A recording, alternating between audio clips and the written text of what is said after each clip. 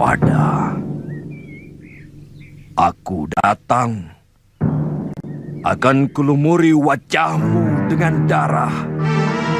Akan aku tantang kekejamanmu dengan dua cakarku.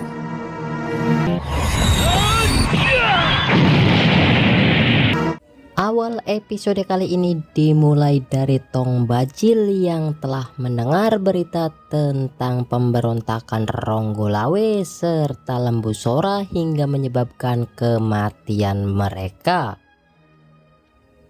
Menanggapi berita tersebut, Tong Bajil pun lalu memutuskan untuk mengajak Dewi Sambi keluar dari persembunyian mereka.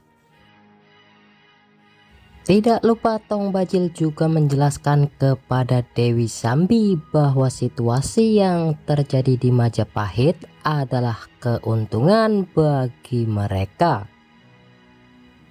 Karena alasan itu, Tong Bajil meminta Dewi Sambi untuk segera mempersiapkan diri dan kembali melanglang jagat bersamanya.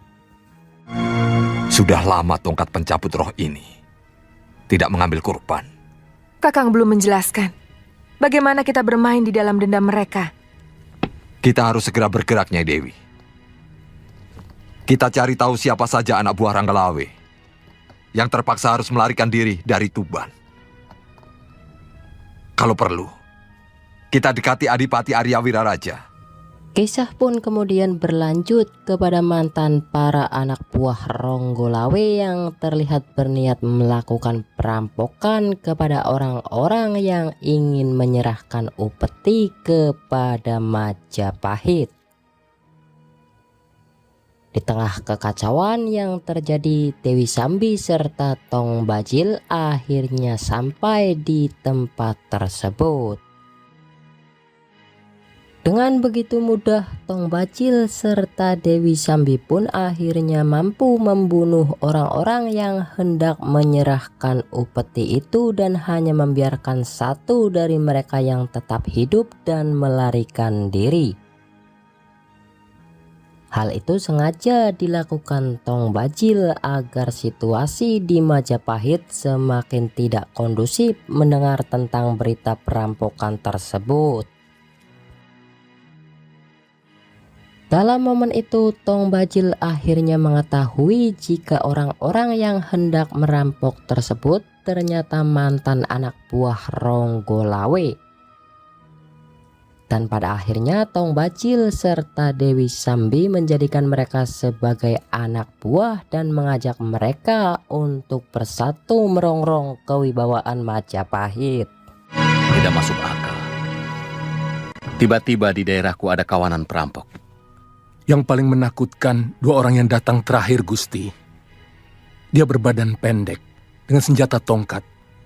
Dan seorang lagi yang membunuh Suropati, seorang pendekar wanita. Jangan-jangan Tong Bajil dan Dewi Sambi. Kirimkan segera pasukan ke sana. Saya tidak mau ada sedikit pun keresahan di negeri ini. Semua titah Gusti akan kami kerjakan dengan sungguh-sungguh. Hamba mohon perkenan Gusti. Itu memang tugasmu, Kakang Pati. Saya ingin agar pengacau-pengacau itu segera diringkus secepat mungkin. Tak lama setelah Raden Wijaya memberikan perintah, Nambi pun kemudian terlihat segera mengumpulkan para petinggi kerajaan untuk mendiskusikan tentang perampokan itu. Dalam momen tersebut, Kamandanu menyarankan agar seharusnya mereka terlebih dahulu menyelidiki kekuatan musuh sebelum melakukan penyerangan. Nambi sangat setuju dengan apa yang disarankan oleh Kamandanu. Hingga singkat cerita, diutuslah Kamandanu serta Sakawuni untuk menyelidiki terlebih dahulu di mana letak persembunyian serta jumlah kekuatan para perampok tersebut. Diperlihatkan jika Kamandanu dan Sakawuni pun segera pergi menuju Gunung Lamongan di mana tempat perampokan itu terjadi. Di sisi lain, Tong Bajil telah mendapatkan tambahan kekuatan setelah mantan anak buahnya yaitu Garangan serta komplotannya telah berhasil menemukan persembunyian mereka. Pada keesokan harinya, Tong Bajil lalu mengajak Garangan untuk berkeliling sambil menjelaskan jika ia akan melakukan pemberontakan pada pemerintahan Majapahit. Di tengah pembicaraan mereka, Tong Bajil lalu mendengar bahwa ada pembicaraan lain tak jauh dari tempat itu.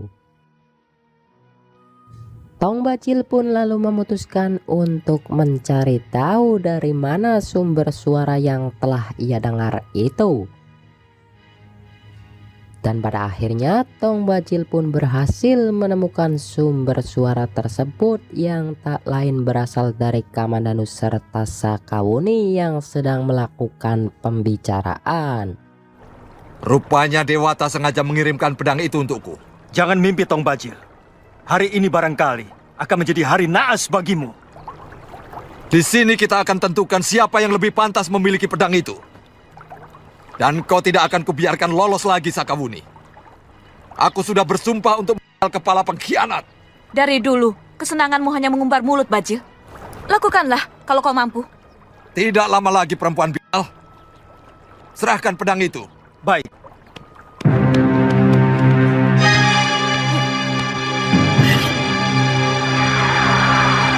Pertarungan pun akhirnya tidak dapat terhindarkan lagi. Namun sayang, dalam pertarungan itu Kamandanu terlihat tidak mampu mengendalikan pedang naga puspa meskipun pada awalnya ia berhasil menghancurkan tongkat pencabut roh milik Tong Bajil.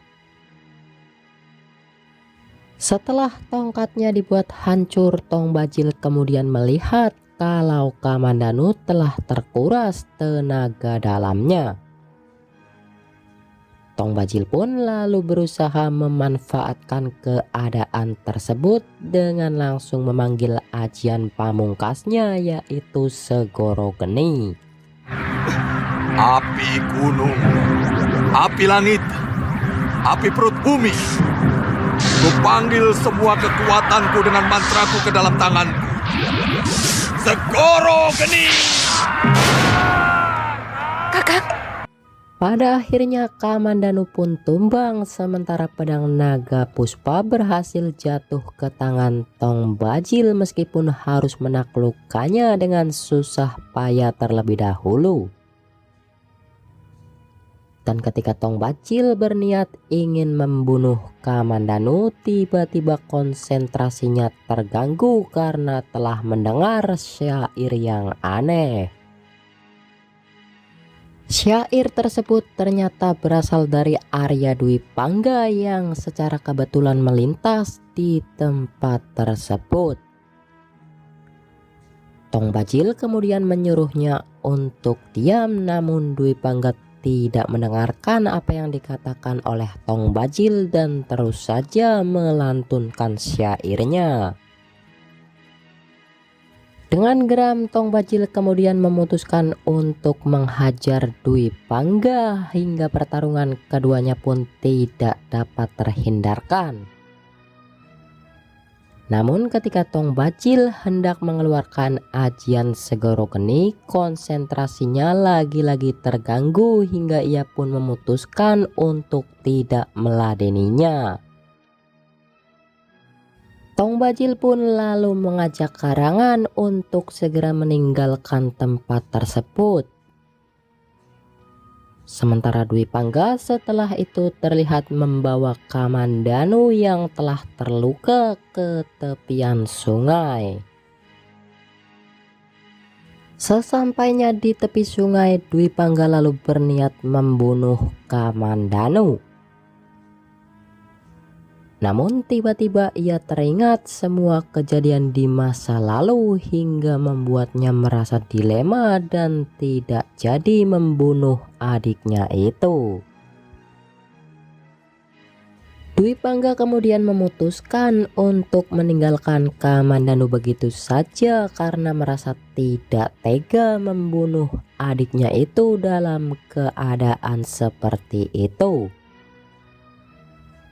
Menyaksikan hal tersebut, Sakawuni langsung mendatangi Kamandanu dan segera memberinya pertolongan. Sekujur tubuh saya panas sekali. Saya tidak tahan, Bunda. Saya tidak tahan.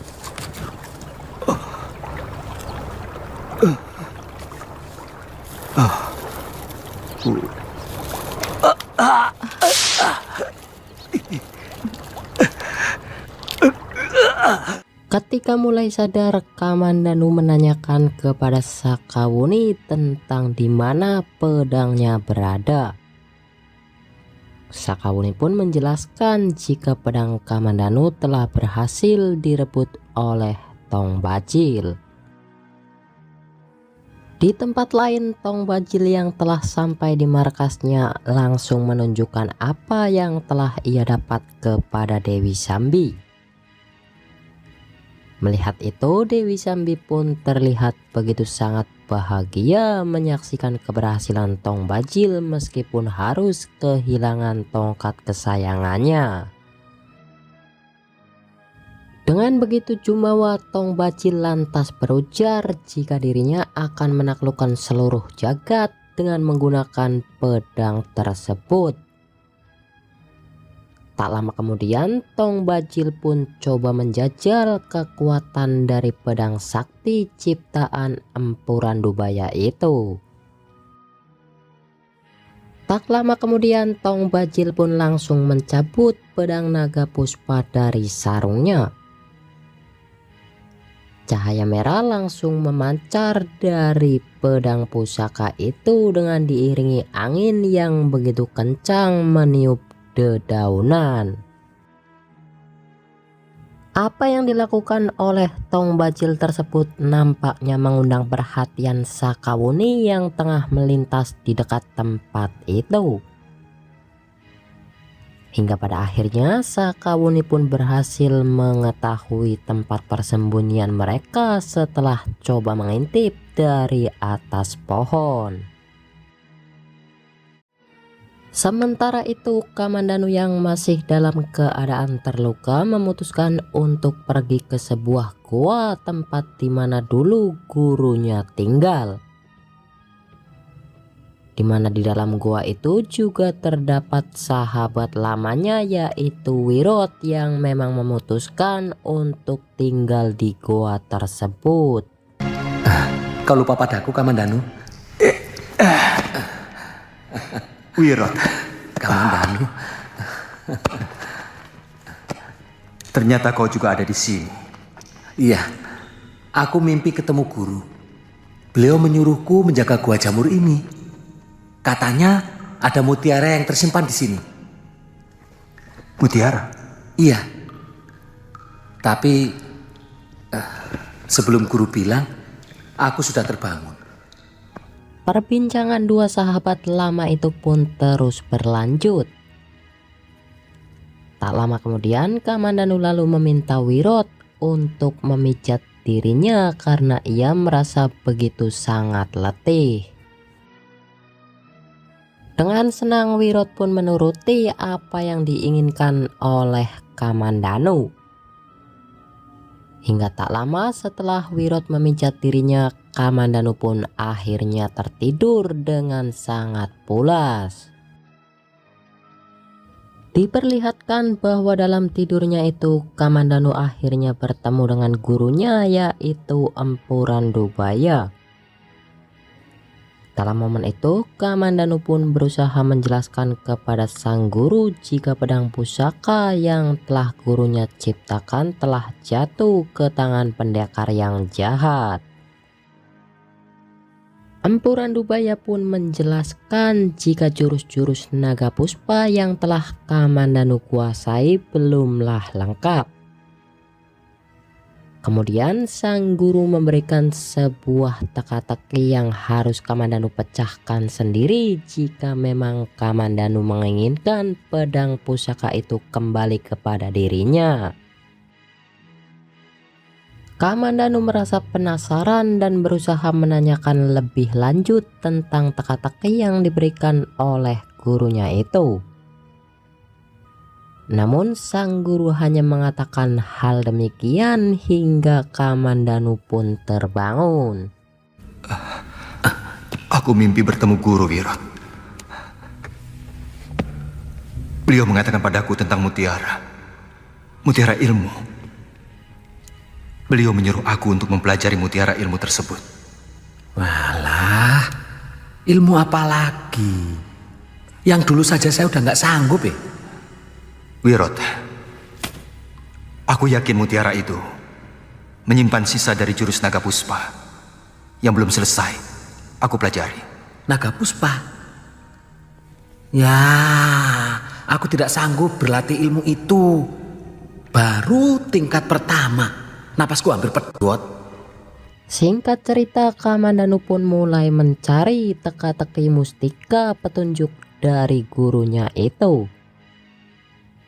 Namun setelah hampir mencari ke semua tempat, Kamandanu tidak mendapatkan petunjuk apapun. Tak lama kemudian Wirot pun datang dengan membawa beberapa ekor burung yang siap untuk dipanggang. Hal itu membuat Kamandanu menghentikan pencariannya sejenak sambil menyantap burung yang dibawa oleh Wirot tersebut. Keduanya lalu terlihat melakukan perbincangan tentang teka-teki yang telah diberikan oleh gurunya itu. Hingga pada akhirnya Kamandanu berhasil meyakini sebuah tempat di mana gurunya itu telah menyimpan mustika tersebut. Tanpa pikir panjang, Kamandanu lalu segera mengajak Wirot menuju ke tempat itu. Dan benar saja, di sana mereka berhasil menemukan beberapa pecahan batu yang ketika disatukan terdapat gambar naga pada batu tersebut. Menurut kamu, ini gambar apa? Gambar naga bumi. Tapi mana mutiaranya? Inilah mutiara ilmu yang diberikan guru kepada kita. Aku yakin ini sebuah rahasia dari jurus naga puspa. Lunggah Kapulungan. Kamu tahu arti tulisan ini, Wirot? Sebentar. Saya pernah mendengar kata-kata itu. Kalau Kapulungan itu nama sungai yang ada di barat. Kalau Lunggah, aku lali kok, aku lupa. Kamandanu pun lalu mulai memperagakan beberapa jurus yang telah berhasil ia temukan dari teka-teki itu. Namun di tengah apa yang ia lakukan, ia merasa tidak sepenuhnya menguasai tentang jurus-jurus tersebut karena menurutnya ia masih belum memecahkan sepenuhnya tentang teka-teki itu. Dari Kamandanu dan Wirot, kisah pun kemudian berlanjut kepada Sakawuni yang akhirnya telah sampai di Majapahit. Kedatangannya adalah untuk melaporkan tentang letak serta jumlah kekuatan Tong Bajil dan orang-orangnya kepada Empu Wahana. Dalam kesempatan itu, Sakawuni yang berusaha menjelaskan sepenuhnya kepada Empu Wahana malah mendapat balasan yang kurang berkenan dari sang empu. Hingga hal itu membuat amarah dari Sakawuni sedikit terpancing. Jangan kasar padaku, Rake. Aku bukan budak Tuan. Aku bukan bawahan Tuan. Dan aku melakukan tugas ini atas persetujuan Patih Nambi. Kenapa Tuan memperlakukan saya seolah-olah kami mendapat keuntungan dari tugas ini? Saya peringatkan sekali lagi, Tuan. Pendekar pendek yang bernama Empu Tong Bajil itu sangat berbahaya. Juga Dewi Sambi. Saya mohon pamit.